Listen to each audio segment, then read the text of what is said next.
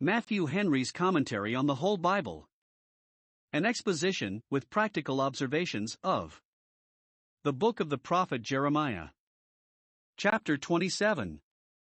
Jeremiah the prophet, since he cannot persuade people to submit to God's precept, and so to prevent the destruction of their country by the king of Babylon, is here persuading them to submit to God's providence, by yielding tamely to the king of Babylon, and becoming tributaries to him, which was the wisest course they could now take, and would be a mitigation of the calamity, and prevent the laying of their country waste by fire and sword. The sacrificing of their liberties would be the saving of their lives. 1. He gives this counsel, in God's name, to the kings of the neighboring nations, that they might make the best of bad, assuring them that there was no remedy, but they must serve the king of Babylon, and yet in time there should be relief, for his dominion should last but 70 years, verses 1 to 11. 2. He gives this counsel to Zedekiah king of Judah particularly, verses 12 to 15, and to the priests and people, assuring them that the king of Babylon should still proceed against them till things were brought to the last extremity, and a patient submission would be the only way to mitigate the calamity and make it easy, verses 16 to 22. Thus the prophet, if they would but have hearkened to him, would have directed them in the paths of true policy as well as of true piety. Jeremiah 27 verses 1 to 11. Some difficulty occurs in the date of this prophecy. This word is said to come to Jeremiah in the beginning of the reign of Jehoiakim, verse 1, and yet the messengers, to whom he is to deliver the badges of servitude, are said, verse 3, to come to Zedekiah king of Judah, who reigned not till 11 years after the beginning of Jehoiakim's reign. Some make it an error of the copy, and think that it should be read, verse 1, in the beginning of the reign of Zedekiah, for which some negligent scribe, having his eye on the title of the foregoing chapter, wrote Jehoiakim. And, if one would admit a mistake anywhere, it should be here, for Zedekiah is mentioned again, verse 12, and the next prophecy is dated the same year, and said to be in the beginning of the reign of Zedekiah, chapter 28 verse 1. Dr. Lightfoot solves it thus: in the beginning of Jehoiakim's reign Jeremiah is to make these bonds and yokes, and to put them upon his own neck, in token of Judah's subjection to the king of Babylon, which began at that time, but he is to send them to the neighboring kings afterwards in the reign of Zedekiah, of whose succession to Jehoiakim, and the ambassadors sent to him, mention is made by way of prediction. 1. Jeremiah is to prepare a sign of the general reduction of all these countries into subjection to the king of Babylon. Verse 2. Make the bonds and yokes with bonds to fasten them, that the beast may not slip his neck out of the yoke.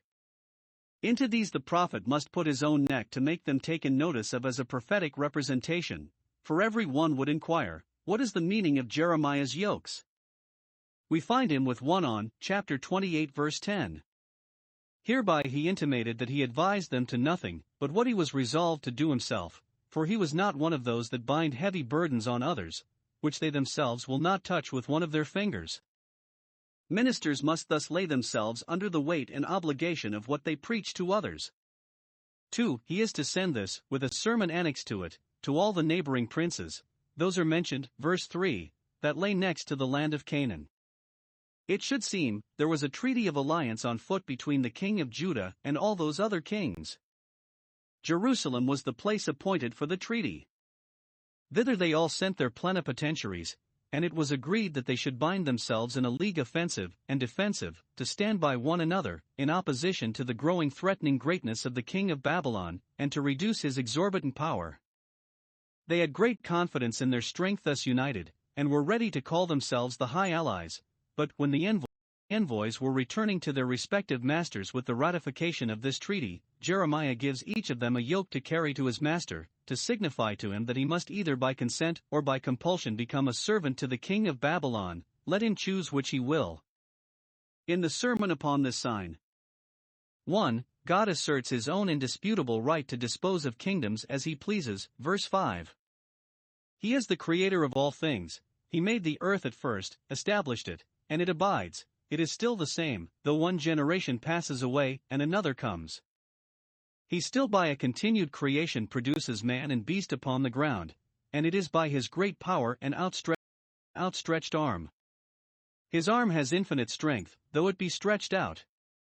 Upon this account he may give and convey a property and dominion to whomsoever he pleases. As he hath graciously given the earth to the children of men in general, Psalm 115 verse 16, so he give to each his share of it, be it more or less. Note, whatever any have of the good things of this world, it is what God sees fit to give them. We ourselves should therefore be content, though we have ever so little, and not envy any their share, though they have ever so much. 2. He publishes a grant of all these countries to Nebuchadnezzar. Know all men by these presents. Sciant presentes et futuri, let those of the present, and those of the future age know. This is to certify to all whom it may concern that I have given all these lands, with all the wealth of them, into the hands of the king of Babylon, even the beasts of the field, whether tame or wild, have I given to him, parks and pastures, they are all his own. Nebuchadnezzar was a proud wicked man, an idolater, and yet God, in his providence, gives him this large dominion, these vast possessions. Note, the things of this world are not the best things, for God often gives the largest share of them to bad men, that are rivals with him and rebels against him. He was a wicked man, and yet what he had by divine grant. Note, dominion is not founded in grace. Those that have not any colorable title to eternal happiness may yet have a justifiable title to their temporal good things. Nebuchadnezzar is a very bad man, and yet God calls him his servant, because he employed him as an instrument of his providence for the chastising of the nations, and particularly his own people, and for his service therein he thus liberally repaid him. Those whom God makes use of shall not lose by him, much more will he be found the bountiful rewarder of all those that designedly and sincerely serve him. 3. He assures them that they should all be unavoidably brought under the dominion of the king of Babylon for a time. Verse 7. All nations, all these nations and many others, shall serve him, and his son, and his son's son. His son was evil Merodach, and his son's son Belshazzar, in whom his kingdom ceased. Then the time of reckoning with his land came, when the tables were turned, and many nations and great kings, incorporated into the empire of the Medes and Persians, served themselves of him, as before. Chapter 25 verse 14. Thus Adonibezek was trampled upon himself, as he had trampled on other kings. For he threatens those with military execution that stood out, and would not submit to the king of Babylon. Verse 8. That nation that will not put their neck under his yoke I will punish with sword and famine, with one judgment after another, till it is consumed by his hand. Nebuchadnezzar was very unjust and barbarous in invading the rights and liberties of his neighbors thus, and forcing them into a subjection to him, yet God had just and holy ends in permitting him to do so, to punish these nations for their idolatry and gross immoralities. Those that would not serve the God that made them were justly made to serve their enemies that sought to ruin them. 5. He shows them the vanity of all the hopes they fed themselves with, that they should preserve their liberties. Verses 9 and 10. These nations had their prophets too, that pretended to foretell future events by the stars, or by dreams, or enchantments, and they, to please their patrons, and because they would themselves have it so, flattered them with assurances that they should not serve the king of Babylon. Thus they designed to animate them to a vigorous resistance, and, though they had no ground for it, they hoped hereby to do them service. But he tells them that it would prove to their destruction, for by resisting they would provoke the conqueror to deal severely with them, to remove them, and drive them out into a miserable captivity, in which they should all be lost and buried in oblivion. Particular prophecies against these nations that bordered on Israel severally, the ruin of which is here foretold in the general, we shall meet with, chapter 48 and 49, and Ezekiel 25, which had the same accomplishment with this here. Note, when God judges he will overcome. 6. He puts them in a fair way to prevent their destruction by a quiet and easy submission. Verse 11. The nations that will be content to serve the king of Babylon, and pay him tribute for 70 years, 10 apprenticeships, those will I let remain still in their own land. Those that will bend shall not break. Perhaps the dominion of the king of Babylon may bear no harder upon them than that of their own kings had done. It is often more a point of honor than true wisdom to prefer liberty before life. It is not mentioned to the disgrace of Issachar that because he saw rest was good, and the land pleasant, that he might peaceably enjoy it, he bowed his shoulder to bear, and became a servant to tribute. Genesis 49 verses 14 and 15, as these are here advised to do, serve the king of Babylon, and you shall till the land and dwell therein. Some would condemn this as the evidence of a mean spirit, but the prophet recommends it as that of a meek spirit, which yields to necessity, and by a quiet submission to the hardest turns of providence makes the best of bad, it is better to do so than by struggling to make it worse. Levius fit patientia. Quicquid corrigere est nefas, hor. When we needs must bear. Enduring patience makes the burden light, creech. Many might have prevented destroying providences by humbling themselves under humbling providences. It is better to take up a lighter cross in our way than to pull a heavier on our own head. Jeremiah 27 verses 12 to 22. What was said to all the nations is here with a particular tenderness applied to the nation of the Jews, for whom Jeremiah was sensibly concerned. The case at present stood thus: Judah and Jerusalem had often contested with the king of Babylon, and still were worsted. Many both of their valuable persons, and their valuable goods were carried to Babylon already, and some of the vessels of the Lord's house particularly. Now how this struggle would issue was the question. They had those among them at Jerusalem who pretended to be prophets, who bade them hold out, and they should, in a little time, be too hard for the king of Babylon and recover all that they had lost. Now Jeremiah is sent to bid them yield and knock under, for that, instead of recovering what they had lost, they should otherwise lose all that remained, and to press them to this is the scope of these verses. 1. Jeremiah humbly addresses the king of Judah, to persuade him to surrender to the king of Babylon. His act would be the people's and would determine them, and therefore he speaks to him as to them all. Verse 12: Bring your necks under the yoke of the king of Babylon and live. Is it their wisdom to submit to the heavy iron yoke of a cruel tyrant, that they may secure the lives of their bodies? And is it not much more our wisdom to submit to the sweet and easy yoke of our rightful Lord and Master Jesus Christ, that we may secure the lives of our souls? Bring down your spirits to repentance and faith, and that is the way to bring up your spirits to heaven and glory. And with much more cogency and compassion may we expostulate with perishing souls than Jeremiah here expostulates with a perishing people. Why will you die by the sword and the famine, miserable deaths, which you inevitably run yourselves upon, under pretense of avoiding miserable lives? What God had spoken, in general, of all those that would not submit to the king of Babylon, he would have them to apply to themselves, and be afraid of.